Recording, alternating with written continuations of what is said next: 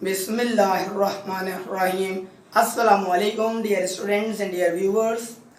Team और उसके members की ताकत किस चीज़ में पोशीदा है, ये है हमारा आज का टॉपिक। और इस टॉपिक पर डिस्कशन के लिए हम आपकी खिदमत में हाजिर हुए हैं।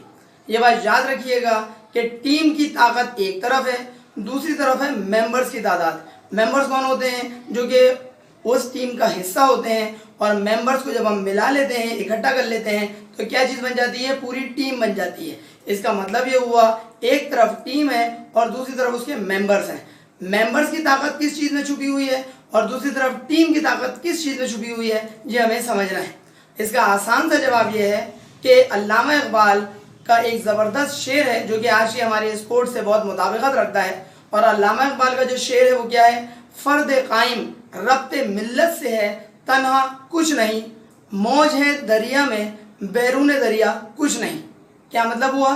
फ़र्द कायम रब्ते मिल्लत से, यानी कि मिल्लत के अंदर अगर रब्त है, कोऑर्डिनेशन है, आपस में एक दूसरे का लिंक है, एक दूसरे से जुड़े हुए हैं, तो फिर क्या होगा? फ़र्द कायम रब्ते मिल्लत से है, तन्हा यानी कि इंडिविजुअल कुछ भी नहीं है, मौज है दरिया में, दरिया के अंदर तो मौजें होती हैं, बैरून दरिया कुछ नहीं।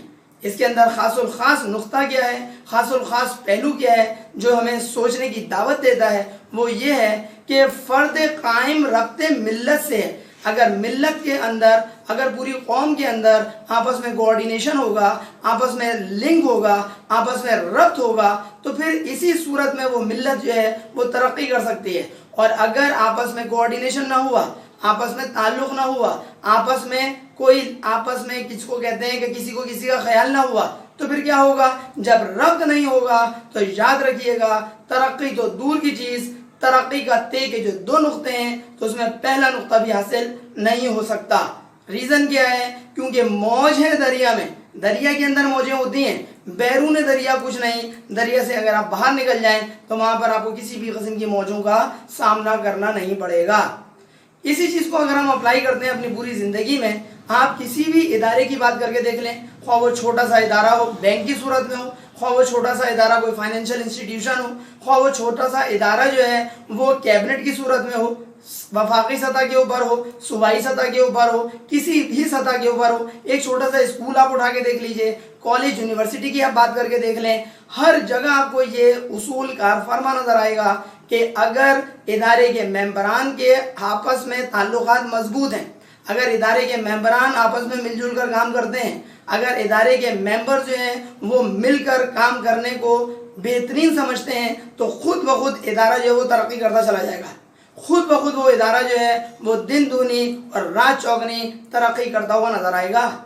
लेकिन अगर इदारे के जो मेंबरान हैं वो आपस में लड़ते झगड़ते रहें, इदारे के जो मेंबरान हैं वो एक दूसरे के खिलाफ साजिशें करते रहें, तो बज़ाहिर तो एक फर्द दूसरे फर्द के खिलाफ साजिश कर रहा है, लेकिन ओवरऑल इदारे की कारकर्दगी के ऊपर मनफी असर पड़ेगा, नेगेटिव उसका परफॉर्मेंस ओवरऑल इदारे की हो जाएगी।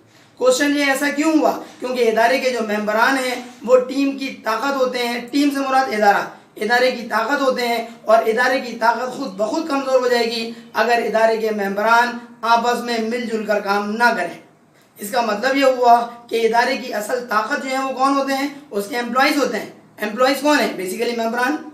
और अगर हम बात करें दूसरी तरफ उन एम्प्लॉयज़ की, उन मुलाजमीन की, तो उनकी ताकत कौन है? उनका इदारा तरक्की कर रहा होगा तो खुद ब खुद उसके फल उन एम्प्लॉयज़ को भी मिल रहे होंगे। अगर आप किसी पब्लिक लिमिटेड कंपनी की बात कर लें, और पब्लिक लिमिटेड कंपनी क्या करती है? आवाम से पैसा कलेक्ट करती है और उनको शेयर्स इशू करती है। अगर उस पब्लिक लिमिटेड कंपनी के हवाले से आप बात करें और वो दिन ब दिन तरक्की करती चली जा रही है, उसके शेयर्स की कीमत मार्केट में बढ़ रही है, तो बताएं क्या शेयर होल्डर्स को फ़ायदा नहीं मिलेगा? आप बोलेंगे बिल्कुल मिलेगा। क्यों मिलेगा? क्योंकि वो कंपनी उनको डिविडेंड देगी। डिविडेंड क्या होता है? शेयर्स पर मिलने वाला जो नफ़ा है, जो मुनाफा है, वो डिविडेंड होता है। इसका मतलब ये हुआ, अगर वो पब्लिक लिमिटेड कंपनी तरक्की कर रही है तो अपने शेयर होल्डर्स में अच्छा डिविडेंड देगी, तो शेयर होल्डर्स को फ़ायदा हासिल हुआ।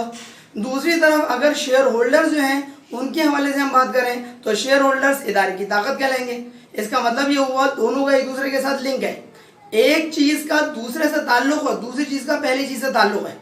हम ये बात कह सकते हैं कि इदारे की ताकत कौन है? उसके मेंबरान है। और दूसरी तरफ हम ये कह सकते हैं कि मेंबरान की ताकत कौन है? उनका इदारा है।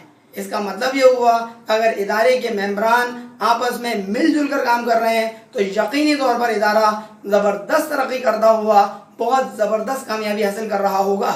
और अगर इदारा कामयाबी हासिल कर रहा है तो खुद ब खुद उन मेंबरान को फ़ायदा हासिल होगा। इसका मतलब ये हुआ कि इदारे की ताकत कौन है, उसका मेंबरान है, और मेंबरान की ताकत कौन है, उसका इदारा है। इसी हवाले से यहाँ कोट ऑफ द डे के तौर पर एक ज़बरदस्त कोट हम लेकर आए हैं आपके पास, और वो कोट जो है वो फिल जैक्सन साहब का है, जो कि अमेरिका के फॉर्मर प्रोफेशनल बास्केटबॉल के प्लेयर भी रह चुके हैं। और इनका कॉल इसी हवाले से है, कॉल ज़रा गौर से सुनिएगा। The strength of the team is each individual. Her member की जो ताकत होती है वो बेसिकली छुपी हुई है इदारे के हवाले से, और इदारे की ताकत जो छुपी हुई है वो उस मेंबर के हवाले से छुपी हुई है। एक दफ़ा फिर ज़रा अल्फाज पे गौर करिएगा।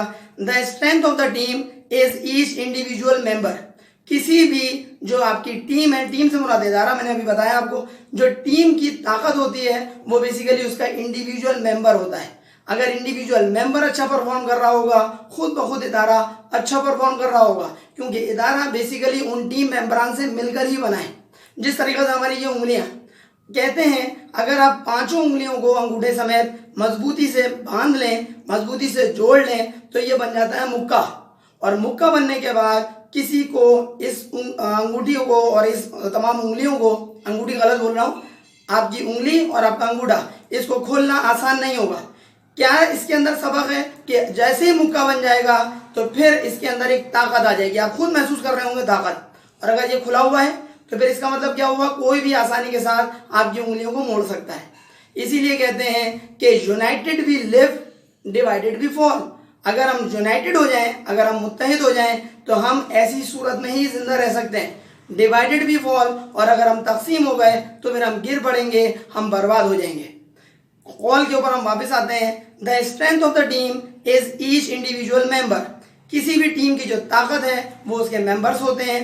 The strength of each member is the team.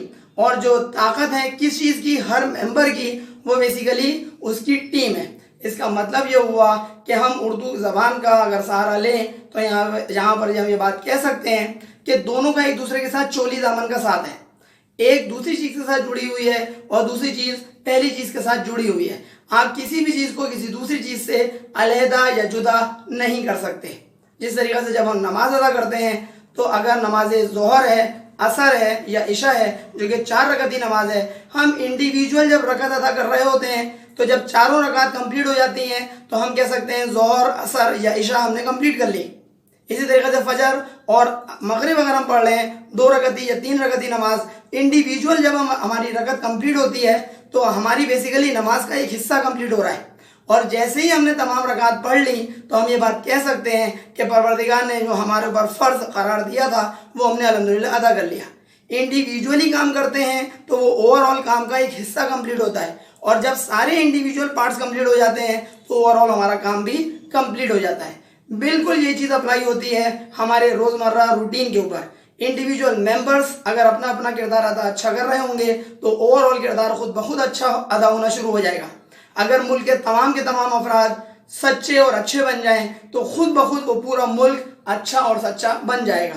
और अगर इंडिविजुअली हर कोई करप्ट होगा तो जाहिर सी बात है कि पूरा मुल्क, उसके ऊपर ठप्पा जो लगेगा, मोहर जो लगेगी, वो खुदा न खास्ता करप्ट कंट्री की ही लगेगी। उम्मीद है हमारी इस बात से आप मुत्तफिक होंगे। अगर मुत्तफिक हो तो काइंडली अपने फ्रेंड्स में इस वीडियो को ज़रूर शेयर करवाइएगा ताकि मैक्सिमम लोग इस वीडियो से फ़ायदा उठा सकें। अगली वीडियो लेक्चर तक के लिए अपनी टीचर सर अली अहमद को इजाज़त दीजिए। अपना बहुत ख्याल रखिएगा। अस्सलामु अलैकुम।